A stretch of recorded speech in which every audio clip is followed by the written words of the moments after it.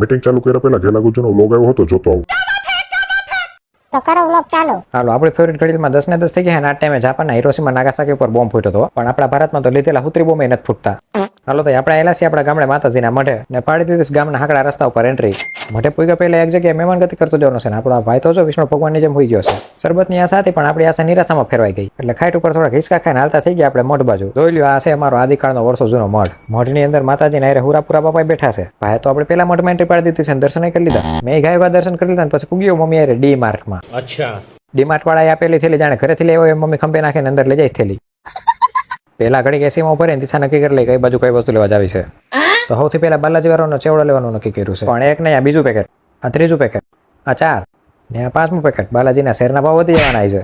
5 packet ચેવડો ખાઈને મોઢું તીખું થઈ જાય એટલે મોઢું મીઠું કરવા લઈ લઈશી 5 કિલો ખાંડ. અબે સાલે. ને આ ચોખાઈના નામ પ્રમાણે મને ચોખા ન લાગે, થોડા ગોબરા લાગે એટલે પાછા મૂકી દીધા મેં. સિંગતેલ ને કપાસ તેલના ડબ્બાનો સ્ટોક તો આ ડીમાર્ટ વાળા જ કરી રાખ્યો છે. કોઈ છોકરી તમારી પાસેથી ગુલાબ નો લેતી હોય તો ગુલાબ સિંગતેલનો ડબ્બો આપીને પ્રપોઝ કરજો, લગભગ સક્સેસ થઈ જઈશો. कितने शानदार विचार रखते हैं जी. હું આ ગાડું લઈને હાલી હાલીને થાકી ગયો પણ મમ્મી હજી કઈ ગોતા ગોઈ થયા છે. હાલી હાલીને ટાટિયાની કઢી થઈ ગઈ તો એનર્જી મેળવવા મેં લઈ લીધું પાર્લેજી બિસ્કિટનું પેકેટ. મારા મમ્મી બીજા 2 મોટા પેકેટ ઉપાડી કે એનર્જી મેળવી હોય તો હરખી જ મેળવીને. ને ઘરે મોટા પાયે મહેમાન આવે તો આપણે એને જમવાની મોટી દાવત તો નથી આપી શકતા એટલે આપણે આપી દઈશું એને આવડી દાવત. इतने तेजस्वी लोग हैं हमारे पास.